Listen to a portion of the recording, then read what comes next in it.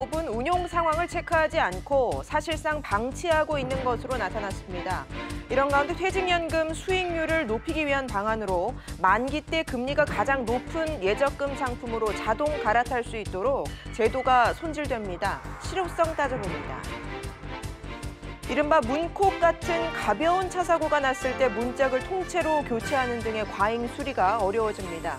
또 사고 난 차량의 중고 가격 시세 하락분에 대한 보상 범위가 확대됩니다. 서울 광화문 광장이 지금보다 4배 가까이 넓은 보행자 중심의 랜드마크로 탈바꿈됩니다. 광장 지하에는 복합 환승역 등 지하 도시가 조성됩니다. 2년 뒤 새로운 광화문의 모습을 잠시 후에 자세히 전해드립니다.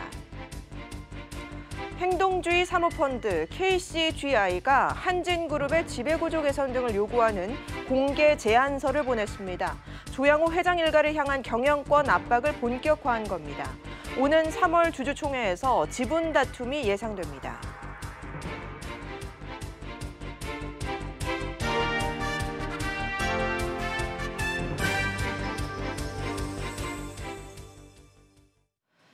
여러분 안녕하십니까? 퇴직연금이 도입된 지 14년이 됐지만 소극적인 운용으로 1%대 쥐꼬리만한 수익률에서 벗어나지 못하고 있습니다. 퇴직연금 가입자 열의 9은 운용 상황을 체크하지 않고 사실상 방치하고 있다는 점도 저조한 수익률의 원인으로 지적됩니다.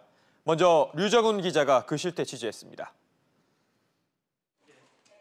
퇴직연금은 크게 확정급여형과 확정기여형으로 나뉩니다. 일명 DB형과 DC형인데 차이는 퇴직금 자금의 운용 책임이 누구에게 있느냐입니다. DB형은 회사가, DC형은 개인이 운용 책임을 집니다. DB형은 회사가 투자하다 손실을 내도 퇴직 때 미리 계산된 퇴직금을 지급하는 반면 DC형은 회사가 퇴직금을 정해진 계좌에 넣어주면 개인이 운용해 자금을 불리는 방식입니다. 그러나 대부분의 직장인들은 가입만 하고 방치하는 경우가 많습니다. 들어봤는데 정확하게 어떤 내용인지는 모르겠고 하여튼 회사에서 수익 많이 나는 걸로. 직장에서 가입이 되고는 있는데 DC, DB 그렇게 용어는 많이 나와 있는데 사실 실질적으로 잘 와서 닿지는 않더라고요. 그래서. 지난해 DC형 가입자 10명 중 9명은 퇴직연금 자산 배분을 변경하지 않고 그대로 둔 것으로 나타났습니다. 퇴직연금이 노후 대비용 최후의 보루라는 인식에 손실에 대한 책임 부담이 더해지면서 퇴직연금 운용사들도 보수적으로 자금을 운용할 수밖에 없다고 말합니다. 대부분 정기예금 해요. 어쩔 수 없어요. 퇴직금이기 때문에 이게 날아가게 되면 안 되니까. 보통은 안정적인 걸 다 추구하다 보니까 그럴 수밖에 없는 거예요. 수익률이 1%대에 머물고 놔둬봤자 손해라는 인식에 중간 정산하는 사람도 늘면서 퇴직연금이 제 기능을 못하고 있다는 지적입니다. SBS CNBC 류정훈입니다. 앞서 보신 것처럼 퇴직연금이 가입자들의 방치와 안전 위주의 상품 운용으로 수익률이 1%대에 머물러 있습니다. 당국이 상품 운용과 관련해 자율성을 부여하고 수익률 개선을 모색하기로 했습니다. 윤성훈 기자입니다. 현재 퇴직연금은 가입자가 운용 상품을 지정하는 방식입니다. 가령 A은행 1년 정기예금으로 운영될 때 만기까지 가입자의 별도 운용 지시가 없으면 같은 상품으로 자동 재가입됩니다. 다른 은행에 3%대 정기예금 상품이 있더라도 A은행이 2%대로 상품을 운영하면 계속 연장되는 겁니다. 손실이 발생할 경우 책임 논란에 휩싸일 수 있다는 점 때문입니다. DB를 운영하는 회사의 담당자 입장에서 자기네 직원들의 퇴직금을 이렇게 의사결정하기 쉽지 않거든요. 정부는 이런 점 때문에 퇴직연금 수익률이 1%대에 불과하다고 보고 이를 개선하기로 했습니다.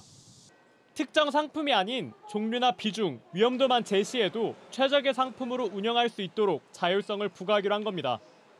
즉 A은행의 특정 예금 상품이 아니라 만기 1년 이내 은행 예적금으로 설정하면 만기가 됐을 때 다른 은행 예적금 상품 중 금리가 가장 높은 것에 가입되는 것입니다. 기존의 가입자가 매번 특정 운용 상품을 지정하지 않더라도 본인이 지정한 운용 방법 내에서 최적의 상품을 운용함으로써 수익률이 제고될 수 있기를 기대합니다.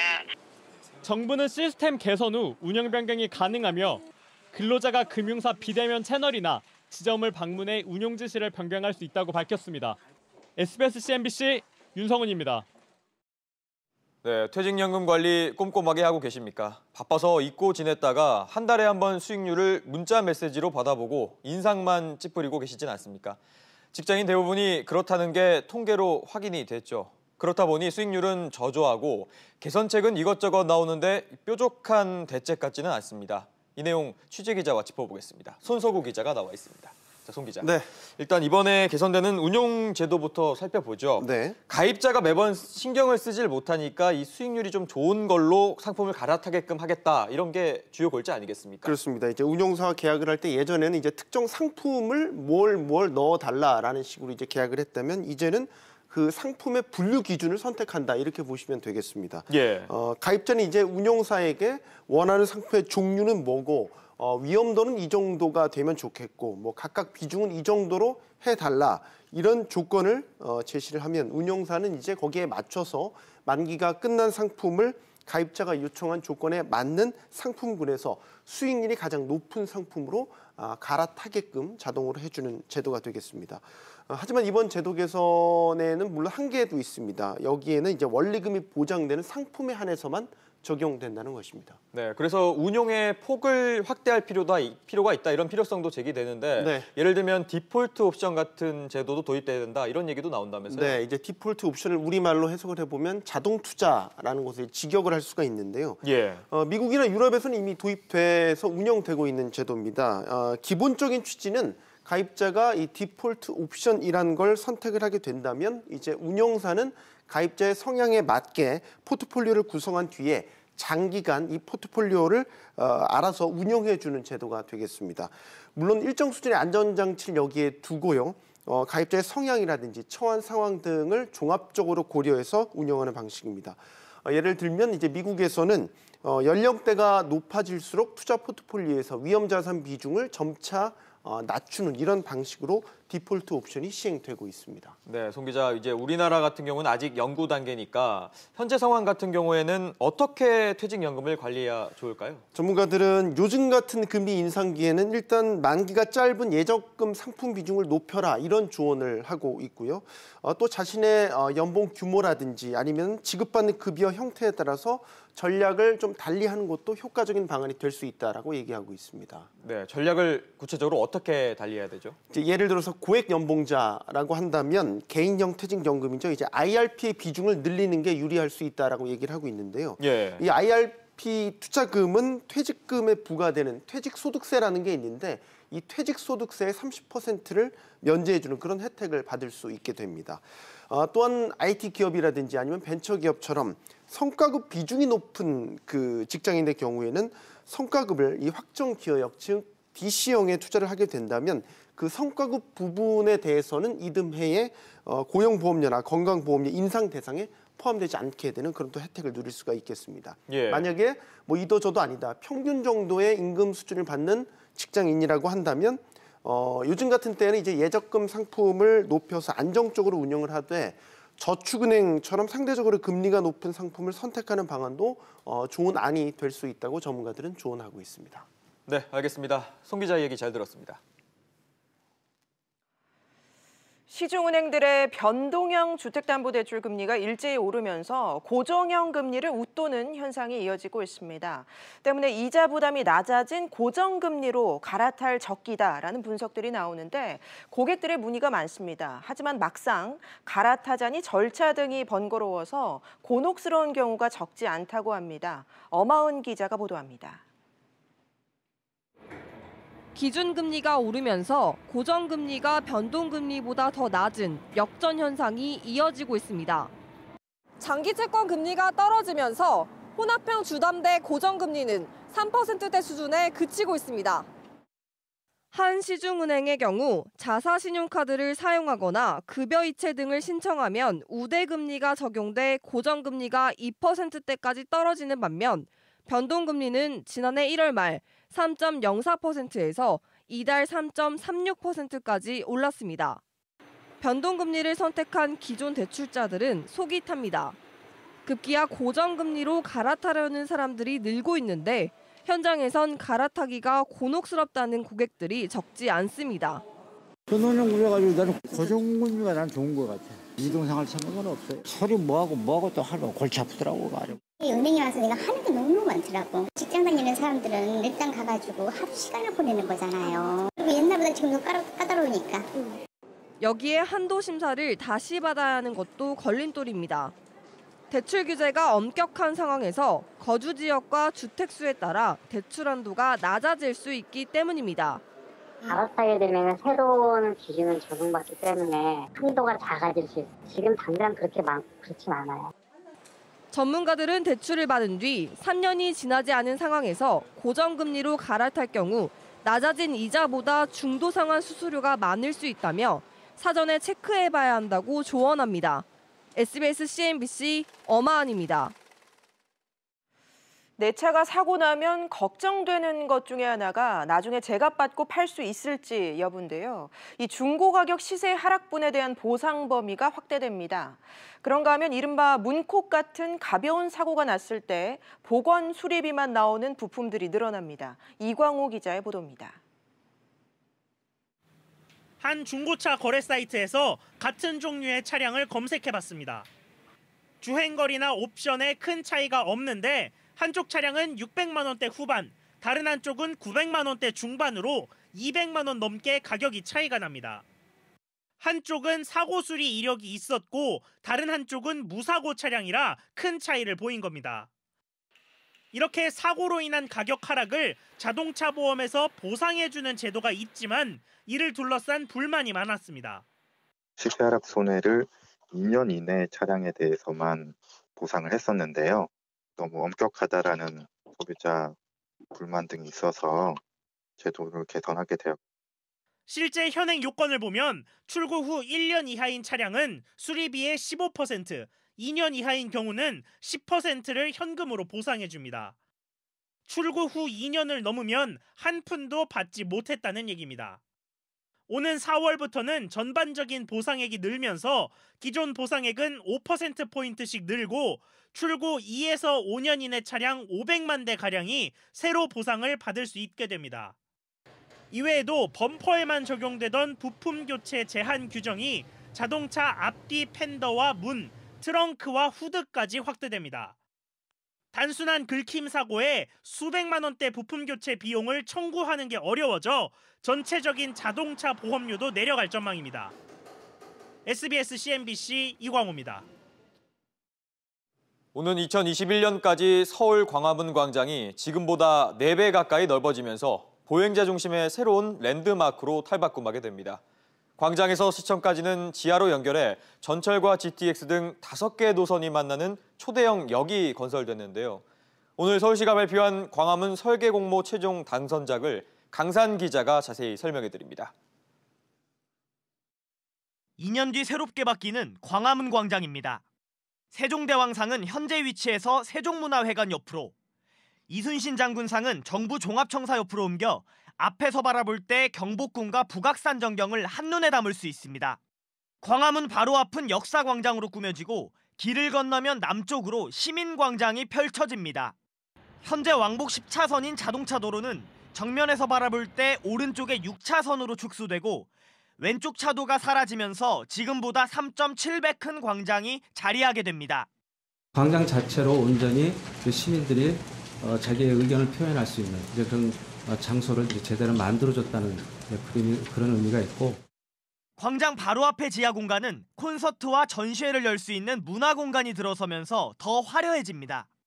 여기에 지하철 5호선 광화문역과 1, 2호선 시청역, GTX A 노선과 신분당선까지 모두 5개 노선이 지나는 복합 환승역도 들어서게 됩니다. 강남북 균형 발전을 앞당기는 결정적 모멘텀이 될 것입니다. 문제는 원래 계획에 없던 GTX 광화문역을 새로 만들어야 하는데 서울시는 앞으로 국토부와 협의해 나갈 예정이라고 밝혔습니다. 새로운 광화문 광장은 내년 초 착공에 들어가 오는 2021년 5월 완공을 목표로 하고 있습니다. SBS CNBC 강산입니다.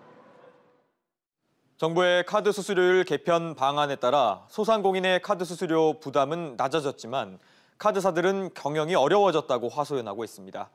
이런 이유로 카드사들이 할인이나 적립 등의 혜택을 슬그머니 하나둘 줄이면서 소비자들이 피해를 보고 있다는 지적이 많습니다. 정지환 기자가 보도합니다. 늘 써오던 신용카드 무이자 할부가 중단된다는 소식에 황당하다는 분들이 적지 않습니다. 할부가 되고 무이자가 되고 그런 것 때문에 저희가 카드를 즐겨 쓰긴 했었는데 그게 없어진다 그러면은 아마 카드 쓰기가 굉장히 어려워질 것 같아요. 그 이자를 많이 내고 쓸 수는 없잖아요. 무이자 할부뿐만이 아니라 제휴 할인이나 포인트 적립같이 카드사가 제공해오던 부가 혜택이 상당수 줄어들 것으로 보입니다. 롯데카드는 올해부터 상시 진행하던 무이자 할부 혜택을 중단하고 기간을 정해 진행하기로 했습니다. 현대카드는 포인트로 결제 시 제공하던 5% 추가 할인을 없앴습니다. KB국민카드도 아파트 관리비 자동 납부 시 최대 2만 원까지 제공하던 캐시백 혜택을 올해부터 최대 1만 원으로 낮췄습니다. 할부뿐만 아니라 한쪽 행사라든지 할인 행사라든지 이런 것들이 카드사가 전부 다 줄었어요. 모든 회사가 다 마찬가지예요. 신용카드 부가 혜택이 대폭 축소된 것은 수익성 악화가 결정적입니다. 가맹점 수수료 수익 감소를 만회하기 위해서는 회원한테 주는 혜택도 일부분 줄어들 수밖에 없는 것이거든요. 그러나 카드사들이 수익 감소를 자신들의 경영 효율화로 수용하려는 것이 아니라 쉽게 고객에게 부과하는 서비스 축소로 해결하는 게 아니냐는 지적도 나옵니다. SBS CNBC 정주환입니다. 행동주의 사모펀드 KCGI가 한진그룹을 향해 본격적으로 칼을 빼들었습니다. 신뢰 회복을 위해 지배구조를 개선해야 한다며 사실상 조양호 회장 일가를 겨냥했습니다. 안지혜 기자가 보도합니다. 국민의 품으로 다시 돌아가는 한진. KCGI가 제안한 5개년 계획의 부재입니다. KCGI는 후진적 기업 지배 구조와 높은 부채 비율, 그리고 방만 경영을 한진 계열사 주식이 저평가받는 이유로 꼽았습니다. 그러면서 구체적인 지배구조 개선 방안을 밝혔습니다. 주주가치 관련 현안을 심의할 지배구조위원회를 만들고 임원평가기구인 보상위원회, 또 최고 경영자를 포함한 임원 선임을 맡을 임원추천위원회 도입도 제안했습니다. 그룹 경영은 물론 최고 경영자를 포함한 경영진 교체에 영향력을 행사하겠다는 의사를 분명히 한 겁니다. 한진 입장에선 선뜻 받아들이기 어려운 제안입니다. 하지만 무시할 경우 3월 주주총회에서 표대결은 피할 수 없게 됩니다. KCGI가 앞으로 보다 더 적극적인 주주권 행사를 예고했기 때문입니다. 이를 위해 주주 제안을 받는 홈페이지도 새로 만들었습니다. 사실상 지분 결집을 위한 포석입니다.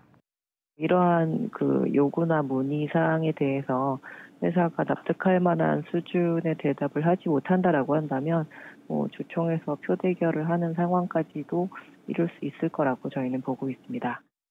엎친 데 덮친 격으로 국민연금도 한진그룹에 대한 주주권 행사 수순을 밟고 있는 상황. 오는 3월 창립 50주년 주주총회를 앞두고 조 회장 일가에 대한 경영권 압박 강도는 더욱 거세질 것으로 보입니다.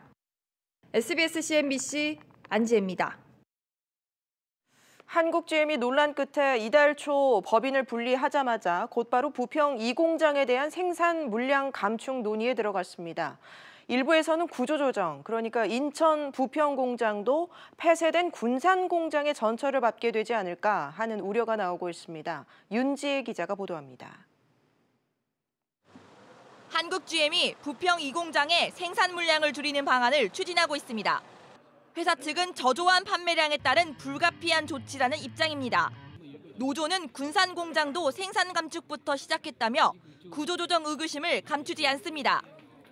맨 처음에는 인원에 대한 인위적인 구조조정이 없을 거라고 말은 하지만은 결과적으로는 항상 인원에 대한 구조조정의 형태로 나타났던 거죠. 이곳 부평 2공장의 연간 생산 능력은 17만 대지만 지난해 말리부 판매량은 17,000여 대로 10분의 1 수준에 불과했습니다. 이미 근무 방식을 2교대에서 1교대로 변경한 터라 생산 물량을 줄인다는 건 휴업과 구조조정의 예고탄이라는 겁니다. 여기에 외신에서는 미국 GM 본사가 부평 공장에서 생산하던 소형 세단 아베오의 판매 중단 소식까지 나오고 있습니다. 부품 협력사들은 지난해부터 이미 발주가 거의 끊겼다며 경연난을 호소하고 있습니다. 분위기 자체는 이미 그 전부터 이제 안 좋은 걸로 많이 얘기가 됐었는데 한 7, 8월 달? 매출이 안 나오니까 발주가 줄어드는 거죠. 생산 물량 감축에 대한 노사 합의 시한은 설 연휴 전입니다. 법인 분리 논란이 마무리되자마자 한국GM의 구조조정 논란이 불거질 조짐입니다. SBS CNBC 윤지혜입니다. 정부가 산정하는 땅값, 공시지가의 시세 반영률이 건물 가치를 주로 반영하는 공시가격의 시세 반영률보다 턱없이 낮다는 지적이 나왔습니다. 경실련 조사 결과 평균 2배 정도 차이가 나는 것으로 나타났는데요. 아파트 소유자들이 토지나 단독주택을 갖고 있는 사람들보다 2배 높은 비율의 세금을 냈다는 얘기입니다. 오수영 기자가 보도합니다. 서울 송파구의 헬리오시티 아파트입니다. 경제정의실천 시민연합이 조사한 이 단지의 땅값은 3.3제곱미터당 1억 2,900만 원이었는데 공시지가는 2,300만 원에 그쳤습니다. 시세 반영률이 18%에 불과한 겁니다. 반면 이 아파트의 공시가격 시세 반영률은 68%였습니다. 50%포인트나 차이가 나는 겁니다. 경실련이 서울 33곳 아파트 단지를 조사한 결과 공시가격의 시세 반영률은 평균 67%인 반면 공시지가의 반영률은 평균 38%에 불과해 둘 사이의 불균형이 큰 것으로 나타났습니다. 정부는 공시지가와 공시가격 두 개를 지금 조사를 맡기고 있는 겁니다. 아파트에 대해서는. 그럼 그 결과치가 시세를 제대로 반영하고 있는 게 동일하게 나와야 되는데 그렇지 않다. 경실련은 특히 시세 반영률이 낮은 상가 업무 빌딩과 토지 소유자들이 상대적으로 적은 세금을 내고 있다고 지적했습니다. 한편 김수현 청와대 정책수석은 단독주택도 집값이 오른 만큼 공시가격에 반영돼야 한다는 게 국민적 공감대라고 말했습니다. 급격한 공시가격 현실화에 따른 논란에 대해 집값 상승분이 반영돼야 한다면서 계속 추진할 방침임을 분명히 한 겁니다. 또 서민들에게는 여전히 집값이 소득보다 높아 어려움이 있다고 말해 부동산 규제 정책도 계속 이어갈 뜻임을 내비쳤습니다. SBS CNBC 오수영입니다.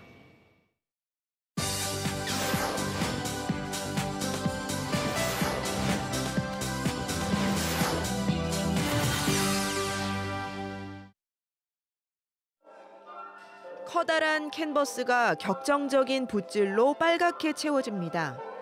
강렬한 붉은빛 그림을 유작으로 남긴 추상 표현주의의 대가 마크 로스코의 이야기를 담은 연극 레드가 무대에 올랐습니다. 로스코가 1958년 고급 레스토랑에 걸릴 그림을 완성했다가 돌연 계약을 파기한 실화를 바탕으로 그의 고뇌와 예술 세계를 풀어냅니다. 아, 진짜 선생님, 요 앞에 중국 식당이요. 문을 닫는데요. 모든 가치 있는 것은 종말을 맞게 되는 법이야.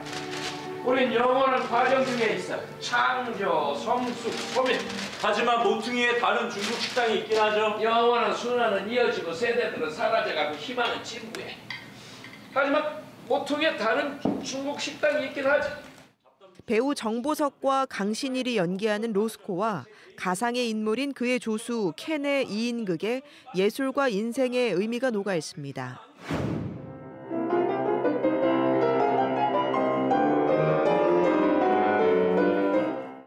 피아니스트 최희연이 베토벤의 음악으로 5년여 만에 관객들을 찾아옵니다. 베토벤의 피아노 소나타 전곡을 2차례 연주할 정도로 베토벤에 대해 깊은 연구를 해온 최희연은 베토벤 스페셜리스트로 불립니다. 이번 공연에서는 클래식 명가 데카와 작업한 앨범에 수록된 26번 고별을 비롯해 27번과 30번 소나타, 또 대중적으로 잘 알려진 8번 비창 소나타를 연주합니다. 미국 보스턴 박물관이 소장하고 있는 고려시대 은제 주전자와 그릇 받침입니다. 현존하는 유일한 고려 은제 주전자로 고려 금속공예의 대표작으로 꼽힙니다. 고려 건국 1100주년을 기념해 고려 미술을 종합적으로 재조명하는 전시회가 열렸습니다. 고려는 475년 동안 지속된 왕조인데요. 굉장히 다양한 문화를 간직하고 있습니다. 국보 19개와 보물 33점을 포함해 영국과 일본 등 세계 각지에 흩어져 있는 고려 유물 450여 점을 한자리에서 만날 수 있습니다. SBS CNBC 윤선영입니다.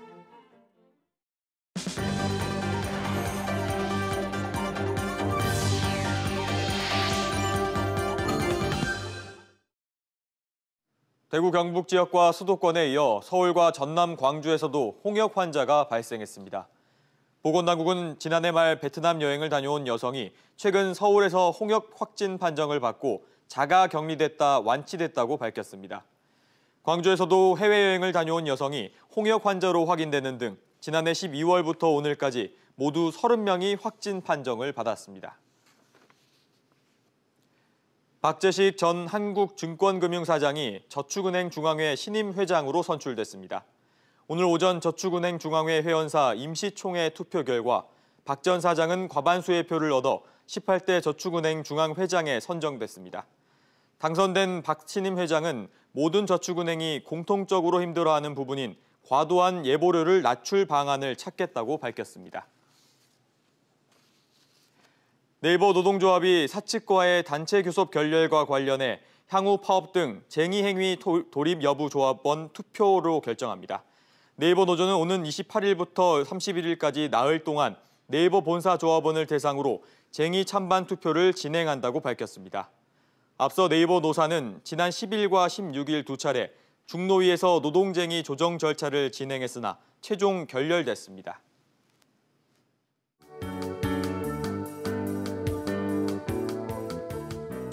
안녕하세요. K웨더 라이프스타일 내보 최현미입니다.